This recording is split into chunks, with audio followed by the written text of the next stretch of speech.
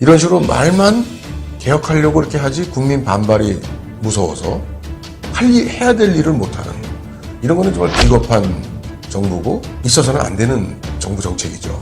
공무원들이 반발해가지고 박근혜 대통령에 대해서 공무원 사회에서 원망이 자자했어요. 근데 사실 그렇게 해야 돼요, 정부는.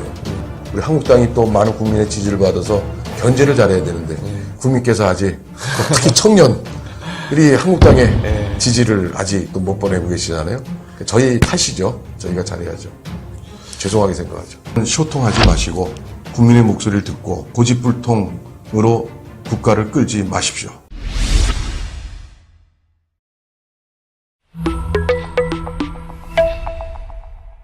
이 서민 경제가 정말 어렵다. 근데 북한만 지원하고 있다 했는데 그 국민연금과 관련해서도 지금 국민연금이 사실 의원님 제 나이만 하더라도 나중에 연금이 고갈돼서 못 받는다고 하더라고요. 근데 그 돈도 지금 저기 북한으로 간다 이런 생각이 하니까 더 열이 받는데 이 국민연금 솔직히 이거 어떻게 해야 됩니까, 의원님? 정말 국민연금 생각하면 정말 앞이 깜깜해요.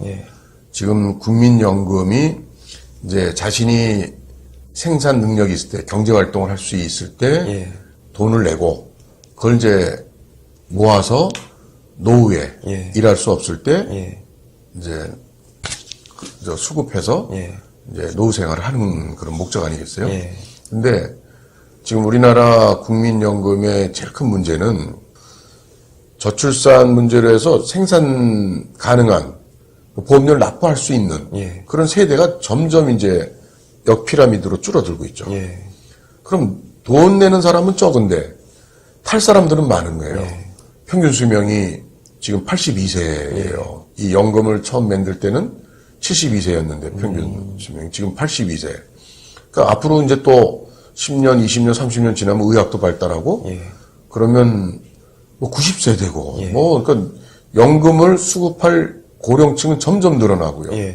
연금 보험료를 낼 사람들은 점점 줄어들고. 그래서 결국 2057년 되면은 연금의 기금이 적립된 게 제로. 뭘로 주냐 이거죠. 그럼 그때까지 또 돈을 보험료를 납부했던 지금의 젊은 사람들 연금을 타야 될 이제 시기가 되죠. 그러면 오시면 탈 게 없는 거예요. 지금 이제 직장을 다니던 또 수입이 있으면 이제 납부를 하면은 행걸 못 받게 돼요. 그럼 어떻게 되겠어요? 나라가 이건 뭐 그거 생각하면 저는 국민연금 안 내고 싶은데요. 전쟁만큼 큰 문제예요, 사실은. 그래서 그걸 해결하기 위해서 지금 또 정부가 문재인 정부가 하는 게 좀 솔직하지 못한 거예요. 전에 그 보건복지부에서 연금 개혁안을 발표를 하려고 그랬다가 급하게 복지부 장관이 일요일 날 아침에 아니다 이러고 덮어버렸어요. 아마 청와대에서 혼났는 모양이에요. 그러니까 거기에는 이제 연금 보험료를 올리고 뭐 이제 이런 내용들이 있는 거예요. 뭐 나이 받는 거를 좀 더 올리고 수급 이렇게 하고 연령을 좀 늦추고 현재는 62세인데 이제 그걸 뭐 65세 뭐 이렇게 늦추고 그럼 이제 반발이 국민들이 일단은 있을 거 아니에요, 그렇죠? 그게 무서워서 또 덮어버리는 거예요. 그 시간 끌기예요. 그 연금 고갈되는 거 57년이니까 자기들이 집권하지 않을 때. 그러니까 어떻게 될지 모르겠다 이거예요. 그러니까 이런 식으로 말만 개혁하려고 이렇게 하지 국민 반발이 무서워서 해야 될 일을 못하는 이런 거는 정말 비겁한 정부고 있어서는 안 되는 정부 정책이죠.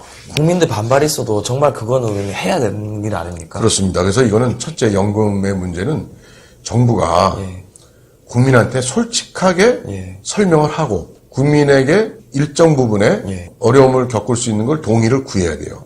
사실 지금 소득주도 성장, 최저임금 대폭 인상으로 인한 여러 가지 일자리 잃고 알바생들 어려워지고 자영업자들 어려워지는 이런 어떤 현상에 대해서는 좀 참아라. 고통이 올 것이다. 고통이 이건 잠시의 고통이다. 이렇게 하는 정부가 이 국민연금에 대해서는 쉬쉬한단 말이에요. 까놓고 이거 어렵다. 이거야말로 국민들한테 고통을 우리가 감수하자. 그러고서 우리가 기다려서 이 연금을 우리가 제대로 되게 운영하겠다. 이런 좀 정말 자기들의 인기가 떨어지고 자기들의 표가 떨어지더라도 해야 될 일이에요.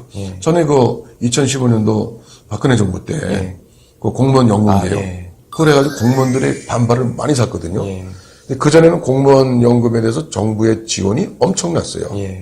원래 설계 자체가 그렇게 60년도에 돼가지고 지금은 공무원 연금이 그러다 보니까 국민연금 이런 거 형평이 안 맞아요. 그래서 또 국민들은 그 정년도 못 채우고 그만두고 회사에서 잘리고 뭐 어려움을 겪는 국민들은 많은데 옛날엔 또 공무원이 절대적으로 필요했고 공무원들이 박봉이었고 어려운 시기였었죠. 60년대 이럴 때. 그래서 이제 국가 지원을 해주기로 한 건데 이후에 국민연금이 생겼고 거기에서 많은 국민들이 힘들어하는 상황이 생기고 그럼 국민연금개혁은 공무원연금개혁은 거기만 국가에서 지원한다는 건 형평이 안 맞으니까 그 개혁을 올바르게 한 거예요. 사실 정부가 할 일을 한 거죠. 공무원들이 반발을 해가지고 박근혜 대통령에 대해서 공무원 사회에서 원망이 자자했어요. 근데 사실 그렇게 해야 돼요, 정부는. 근데 지금 문재인 정부는 오로지 그냥 국민 눈치 보고 해야 될 걸 안 하고 이런 게 참 큰 문제고 안 해야 될 탈원전 같은 것은 또 밀어붙여서 정말 세계가 부러워하는 우리 원전 기술을 완전히 다 박살을 내서 뭐 카이스트의 원자력 그 학과가 이 지원자가 한 명도 없다고 언론에 나섰잖아요. 그렇게 해서 그러면 그 분야가 죽어버립니다. 그러면 이게 그 연관 산업이나 모두 해서 아마 엄청난 실업자들이 양산이 될 거예요, 앞으로. 그리고 이걸 다시 나중에 생각을 우리가 정신 차려서 이걸 다 이 원자력 분야를 살리자 했을 때는 전문 인력들이 다 해외로 빠져나가고 지원자가 없어서 공백이 생기면 이걸 다시 복구할 수가 없는 거예요. 영원히 망가지죠. 이런 엄청난 일은 밀어붙이고 또 공론화위원회에서 국민을 설득하려고 막 노력을 하면서 국민연금은 쉬쉬하면서 이 엄청난 일을 덮고 있는 거죠. 정말 이건 도대체 어떤 생각으로 이 국가를 운영해 나가는지 참 답답하고 한심스럽게 생각이 됩니다. 어쨌든 같은 정치인으로서 정말 이해가 안 되는 부분이 많겠네요. 정말 안보 문제면 안보 문제, 외교 문제는 외교 문제, 경제 정책은 경제 정책, 정말 이 복지 정책은 복지 정책, 또 이런 모든 부분들이 아이고 참 왜 저렇게 하나.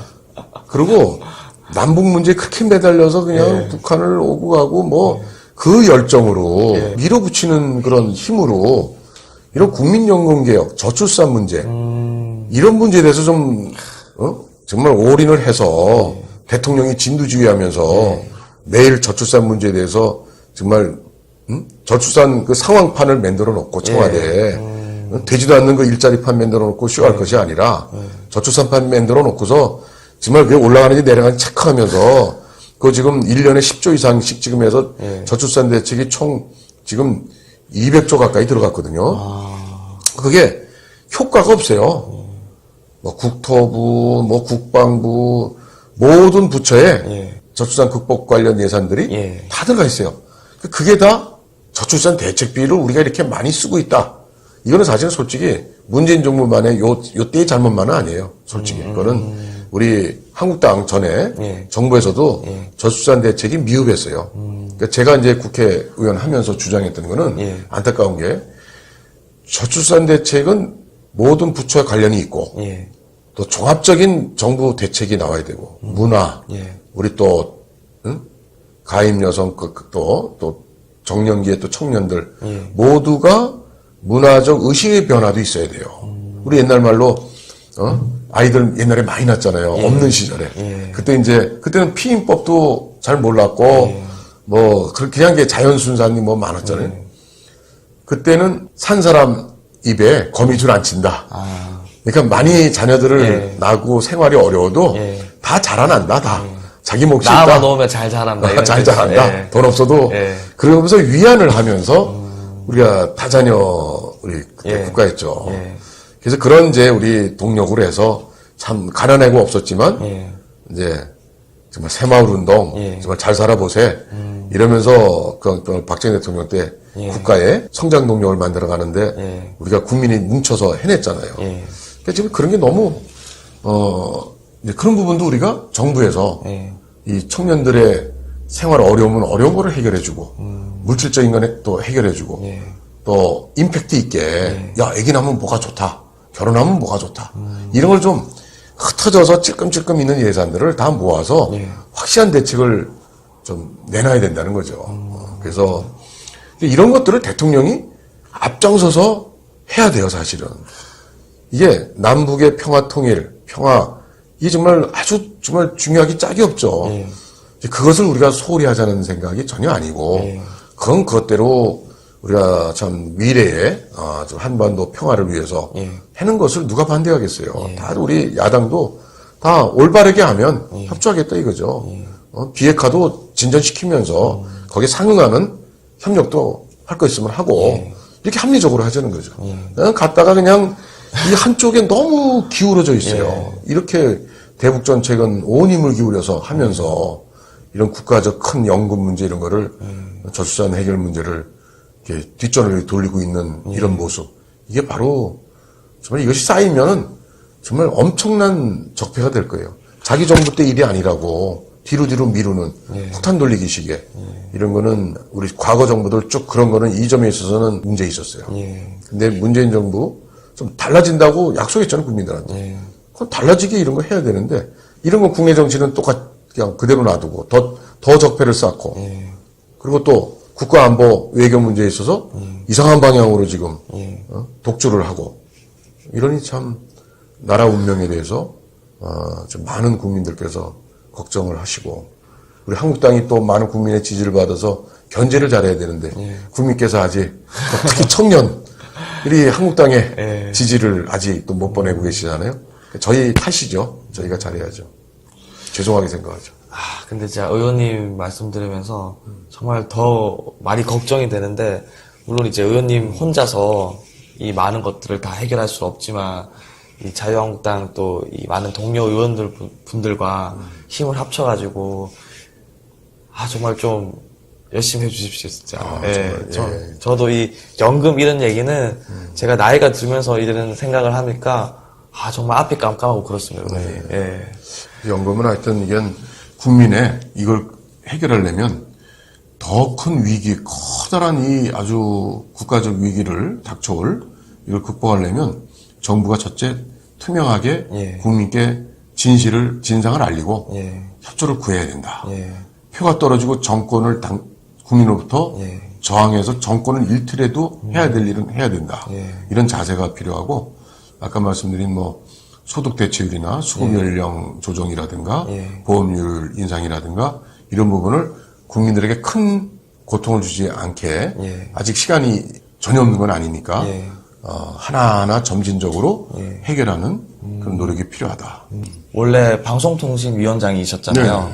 이번에는 보건복지위원회 위원이시더라고요. 20대 국회 후반기에. 그래서 의사 출신이시니까 훨씬 더 전문성을 또 발휘하실 수 있겠다.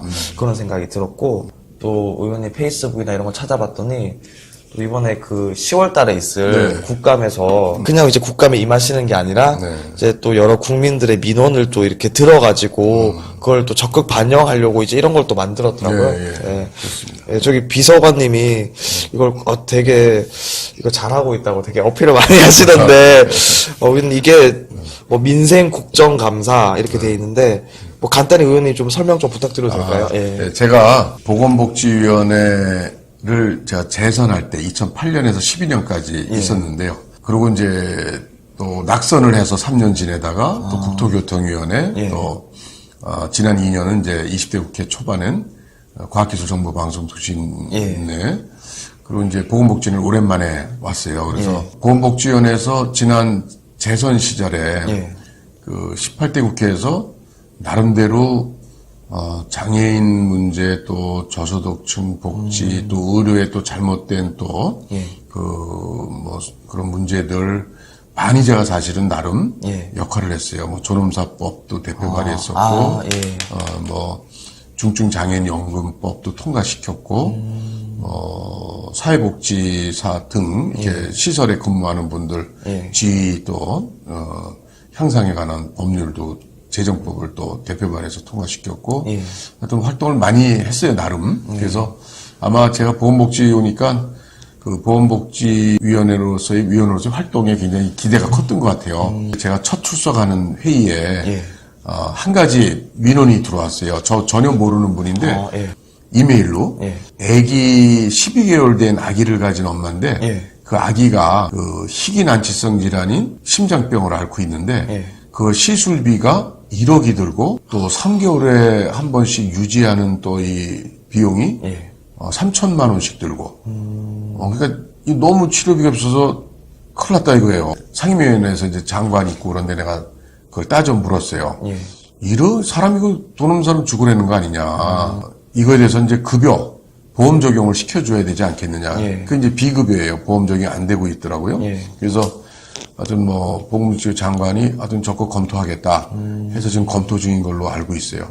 그러니까 이 민원들, 그러니까 우리가 자칫하면 예. 그냥 이게 책상에 앉아가지고 이게 어떻고 저쩌고 뭐 서민정책이 어떻고 복지정책이 어떻고 예. 이제 이러는 것에 그쳐서는 안 되고 실제 더 중요한 거는 전에 그 송파 뭐 새 모녀 예, 예. 사건 아시죠? 예. 복지 사각지대. 예. 이게 그런 현장에서 사각지대에서 고통당하는 또 우리가 책상에서 생각할 수 없는 예. 드러나지 않은 현실 그런 것들을 이 보건복지위원회에서는 그런 삶의 문제들 고통스러운 그런 부분이 굉장히 많더라고요. 그래서 이제 그런 부분을 좀 더 저도 모르는 거를 많이 이제 현장의 목소리를 듣고 그것을 대변하고 어려운 사람들을 또 제도화시키고 정책화시키고 이렇게 이제 하려고 그때 제가 그걸 많이 느껴서 현장의 목소리를 듣겠다. 모든 민원을 다 하여튼 저한테 전달해 주십시오. 근데 이런 좀 열린 국정감사 또 소통 저는 그런 심부름을 하라고 국회의원이 된 거 아니에요, 그렇죠? 정말 이 국회의원 일을 정말 국민을 위해서 잘 하려면 정말 국민의 심부름답게 하는 게 맞는데 최선을 의원님이 다해서. 또 그대로 또 얘기해 주시니까 그렇게 좀 하는 취지에서 요번에 좀 남다르게 의원님 근데 이거를 이제 적극적으로 이제 의원님한테 민원을 드리려면은 뭐 아래 이렇게 연락처로 이렇게 드리거나 하면 되나요? 아니면 여기 이제 저희 의원실 전화번호고 02-784-1860에서 2번까지 그 팩스는 788-0128 이걸로 이제 애로사항을 아까 말씀드린 그런 그 아기 가진 어머니의 그런 어려움 같이 또 이메일 보내시기가 쉬운 분들은 또 이메일 이 주소로 보내시면 되고 S가 2개예요. 이거 나갑니까? 그래서 좀 뭐 꼭 보건복지 분야가 아니더라도 하여튼 살면서 고통당하고 어렵고 이런 거는 고쳐져야 되겠다. 이런 게 있으시면 연락 주시면 제가 꼭 하겠습니다. 장난 전화를 절대 시청자 여러분 하지 마시고. 그리고 제가 이제 들으면서 보통 이제 국회의원이라는 직업이 원래 법안을 발의하는 직업이잖아요. 근데 사실 국회의원 개개인이 어떤 법안을 발의했고 이런 것들이 사실 크게 많이 화제가 되진 않잖아요. 그러니까 엄청 되게 이슈가 되는 게 아니면은 그래서 사실 정말 제대로 찾아보지 않으면은 저 국회의원이 무슨 일을 했네, 저 국회의원이 어떤 일을 했네 이런 것들을 알지 못하고 어떤 발언을 많이 했고 방송에 나서 어떤 발언을 욕하고 뭐야 튀는 발언 이런 것만 뉴스에 맨날 나고 말이죠. 그래서 좀 그런 부분이 좀 씁쓸한 것 같아요. 왜냐면 정말 그 본업에 맞는 일을 열심히 하는 게 정말 잘하는 건데 물론 뭐 어떤 정부를 향해서 아니면 어떤 특정 사안에 대해서 큰 목소리를 내는 것도 중요한 일이지만은 그것보다 더 중요한 건 이제 법안과 관련된 일인데 그 부분이 조금 씁쓸하다는 생각이 제가 언론의 역할인데요. 언론이 정말 바뀌어야 됩니다.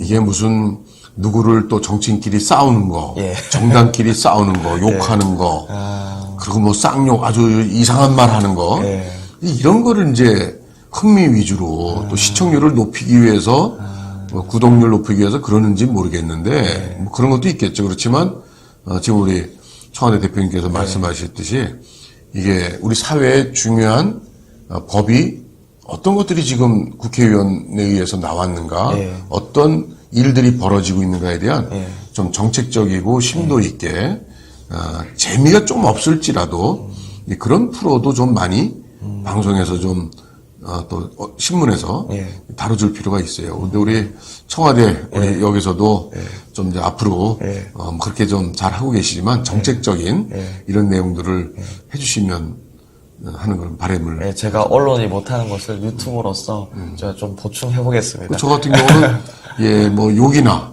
뭐 튀는 발언, 튀는 행동을 저는 일부러 안 하기도 하고 할지도 모르고. 근데 제가 그러니까 찾아봤는데 없더라고요. 그렇죠. 그러니까 그게 언론에 잘 노출이 안 돼요. 그러니까 저도 사실은 언론에 대해서 서운한 게 있어요. 어떻게 그 좀 뭐 튀는 것만 보여주냐. 그래서 이 국민들에게 좀 전달의 한 부분으로서의 의정활동하는 의원들의 그런 좀 섬세한 그런 국가적인 어떤 중요한 법률이나 이런 것들을 좀 들여다봐줬으면 그런 생각입니다. 예, 제가 최근에 사실은 광화문 태극기 집회 저는 사실 매주 나가고 있습니다. 근데 그 태극기 집회의 목소리는 문재인 정부에 대한 비판입니다. 뭐 아까 대북 정책이든 이런 경제 상황이든 사실 그리고 이 태극기 집회에 예전과는 조금 다르게 많은 청년들이 또 나오고 있습니다. 의원님 한번 직접 와 보셔가지고 분위기도 좀 느끼시고 거기서 이제 청년들이나 아니면 또 다른 어른들이 또 어떤 목소리를 내는지 한번 들어보시는 것도 제가 권유해드리고 싶습니다. 네, 잘 알겠습니다. 네, 의원님 마지막으로 이 문재인 정부를 향해서 정말 속 시원하게 한마디만 해주시기 바랍니다. 예, 문재인 정부가 1년 반 집권에 안보, 외교, 경제 문제 정말 국민들을 너무 힘들게 하고 있습니다. 소통은 진정한 국민과 함께하는 국민의 어려움을 푸는 소통이 진짜 소통입니다. 겉으로 드러나는 소통하지 마시고 국민의 목소리를 듣고 고집불통으로 국가를 끌지 마십시오. 이제라도 정신 차리고 제대로 해주기를 바랍니다. 여러분들의 추천, 구독, 공유, 후원이 자유 대한민국을 지킵니다.